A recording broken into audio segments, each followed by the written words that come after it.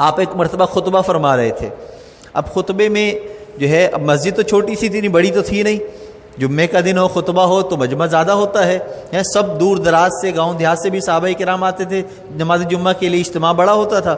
اب جگہ جب لوگ کھل کر بیٹھے ہوں تو پیچھے جگہ نہیں ہوتی کہ لوگ کھڑے ہو جاتے ہیں. جیسے ہم بھی دیکھتے ہیں خطبے کے وقت میں پیچھے لوگ کھڑے ہوئے ہوتے ہیں. جیسی جماعت کھڑی ہوتی ہے تو پھر لوگوں کو جگہ مل جاتی ہے. تو لوگ کھڑے ہوئے تھے. آپ نے خطبے کے دوران فرمایا کہ بیٹھ جاؤ. کیا فرمایا؟ جو جہاں کھڑا ہے وہیں بیٹھ جاؤ. تو صحابہ بیٹھ گئے. ایک صحابی حضرت عبداللہ بن مسعود رضی اللہ تعالیٰ عنہ مسجد میں داخل نہیں ہوئے تھے، باہر تھے، لیکن آپ کی آواز سنی وہیں بیٹھ گئے. وہیں بیٹھ گئے. آپ کی نظر پڑ گئی، آپ کو پتہ چلا، وہ وہیں بیٹھ گئے، اندر بھی نہیں آئے. جب بعد میں ملاقات ہوئی تو آپ نے پوچھا عبداللہ کیا بات ہوئی کہ آپ وہیں بیٹھ گئے؟ فرمایا کہ یا رسول اللہ صلی اللہ علیہ وسلم، آپ کی آواز مبارک میرے کانوں میں جب آئی کہ بیٹھ جائیں تو مجھے یہ گوارا نہیں ہوا کہ میں ایک قدم بھی اب چلوں. میں وہیں بیٹھ گیا آپ کی آواز سن کر. یہ تھی اتباع. اور ادب کیسا تھا؟ غزوہ احد میں کفار کی طرف سے تیر برس رہے تھے. حضرت ابو دجانہ رضی اللہ تعالیٰ عنہ فرماتے ہیں کہ میں نے دیکھا کہ آپ کی طرف بڑی تیزی سے تیر آ رہے ہیں، تو میں آپ کو ڈھال بن جاؤں. عام طور پر ہم یہاں دنیا میں دیکھتے ہیں، اگر کہیں کوئی ایسا واقعہ ہو جائے اور وہاں پر کوئی اہم شخصیت ہو تو اس کے گارڈ اور اس کے قریبی لوگ کیا کرتے ہیں؟ ایک حلقہ بنا لیتے ہیں، بیچ میں گھیرا دے کر ان کو باہر نکالتے ہیں تاکہ کچھ نقصان نہ ہو جائے، ان کی طرف کوئی گولی نہ آ جائے. لیکن حلقہ بناتے ہوئے کیا کرتے ہیں؟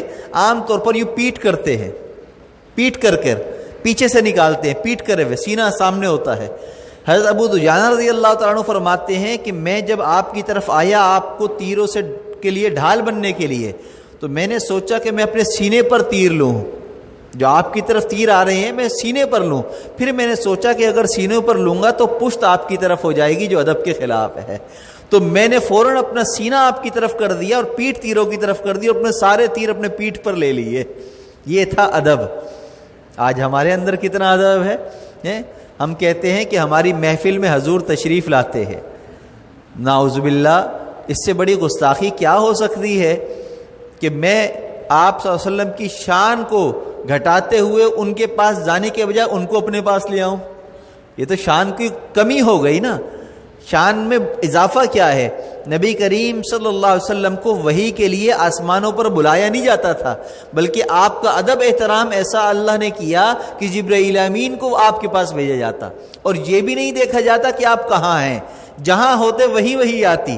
حضرت عائشہ صدیقہ رضی اللہ عنہ فرماتے ہیں کہ میں آپ کے ساتھ بستر پر ہوتی ہوں تو آپ پر وحی آتی، آپ ممبر پر ہوتے آپ پر وحی آتی، آپ راستے میں ہوتے آپ پر وحی آتی، آپ اونٹنی پر ہوتے آپ پر وحی آتی. کیا مطلب؟ جہاں آپ ہیں وہاں جانا ادب ہے، ہماری جگہ پر آپ کو لانا یہ ادب نہیں، یہ گستاخی ہے، یہ بے ادبی ہے.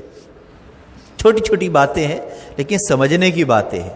اگر ہم اپنی عقل استعمال کر لیں تو یہ سارے مسئلے ختم، سارے مسئلے حل، کوئی جھگڑے کی بات نہیں ہے. یہ سب ادب آداب کی بات ہے. حضرت عثمان غنی رضی اللہ تعالیٰ عنہ کا صلح حدیبیہ کا واقعہ ہے. جب صلح حدیبیہ ہوئی ہے تو اس سے پہلے تمام صحابہ کرام عمرے کی نیت سے احرام کے باندھ کر گئے تھے. حدیبیہ کے مقام پر پہنچے تو مکہ والوں کی طرف سے اطلاع ملی کہ ہم عمرہ نہیں کرنے دیں گے، ہم عمرہ نہیں کرنے دیں گے. تو آپ نے فرمایا کہ اس سے پہلے کہ ہم وہاں جائیں کوئی جھگڑے کی بات ہو، مذاکرات کر لیں، بات چیت کر لیں تاکہ مسئلہ حل ہو جائے. اب مذاکرات کے لیے کس کو بھیجا جائے؟ سب سے بہترین شخصیت مکہ والوں کے لیے مذاکرات کی حضرت عثمان غنی رضی اللہ تعالیٰ عنہ، کیونکہ یہ خاندان کہ ان کے لوگ وہاں پر تھے، ان کا ادب بھی لوگ کرتے تھے، تاجر تھے تو لوگوں کے مراسم بھی تھے ان کے ساتھ، تو ان کو کوئی کچھ نہیں کہہ سکتا تھا. تعلقات اچھے ہونے کی وجہ سے، تاجر ہونے کی وجہ سے، خاندانی حسب نسب کی وجہ سے آپ چلے گئے. آپ کے جو چچا زاد بھائی تھے ان کے ہاں آپ نے قیام کیا. رات کو صبح جو ہے رؤسائے مکہ سے مذاکرات کے لیے نکلنے لگے تو آپ کے چچا زاد بھائی جو ابھی تک مسلمان نہیں ہوئے تھے وہ آپ کو دیکھ رہے ہیں. آپ کو جب دیکھا تو آپ کی جو تہمت تھی وہ آدھی پنڈلی تک تھی. کہاں تک تھی؟ آدھی پنڈلی تک. اب تہمت کو کہاں تک رکھا جائے؟ سب سے اول درجہ ہے آدھی پنڈلی، اس کے بعد آدھی پنڈلی سے تھوڑا نیچے، پھر آخری درجہ ہے ٹخنا. آخری درجہ کیا ہے؟ ٹخنا، کہ ٹخنے تک کپڑا لٹکا سکتے، ٹخنے سے نیچے نہ آئے. ٹخنے سے نیچے آئے گا تو حرام ہے، لیکن اگر ٹخنے سے اوپر ہو، آدھی پنڈلی تک نہ ہو تو بھی جائز ہے. لیکن آپ کی ازار تھی آدھی پنڈلی تک، اور رؤسائے مکہ ٹخنے کے نیچے کپڑا لٹکانے کو فخر سمجھتے تھے، چادر پیچھے لٹکانے کو، نیچے تہمت کی چادر بعض پاؤں میں، بعض نیچے بھی پھینکتے تھے، زمین میں پیچھے رگڑتی ہوئی آ رہی ہے، تو کہتے تھے یہ بڑا آدمی ہے، اس کی چادر پیچھے گری ہوئی ہے۔ تو جب حضرت عثمان غنی نکلنے لگے تو چچا زاد بھائی نے کہا کہ دیکھو رؤسائے مکہ سے مذاکرات کے لیے جا رہے ہیں، اور ان کے ہاں ادب یہ ہے، وہ ادب یہ سمجھتے ہیں، فخر یہ سمجھتے ہیں کہ کپڑا نیچے لٹکا ہوا ہو، اور آپ کا کپڑا ازار تک ہے۔ تو اگر مذاکرات میں آپ اپنی برابری چاہتے ہیں، ان پر فوقیت چاہتے ہیں، تو پھر انہی کی طرح آپ اپنا کپڑا نیچے کر لیں، نیچے لٹکا لیں۔ حضرت عثمان غنی رضی اللہ تعالیٰ عنہ نے کیا فرمایا؟ آپ نے فرمایا کہ نہیں، اپنا ازار میں اس پنڈلی سے نیچے نہیں کروں گا۔ کیوں؟ اس لیے کہ میں نے اپنے آقا کو دیکھا ہے کہ ان کی ازار یہی ہوتی ہے۔ اب مذاکرات کامیاب ہوں یا ناکام ہوں مجھے اس سے کوئی فرق نہیں پڑتا، لیکن آپ کی سنت اور آپ کی اتباع میں نہیں چھوڑ سکتا۔ ہم کیا کہتے ہیں؟ یہ خاندان کا مسئلہ ہے، نوکری کا مسئلہ ہے، فلاں کا مسئلہ ہے۔ وہاں پر تو جان کا مسئلہ تھا، اس لیے کہ کفار مکہ کہہ رہے تھے آئیں گے تو ہم تلوار نکالیں گے، ہم لڑیں گے۔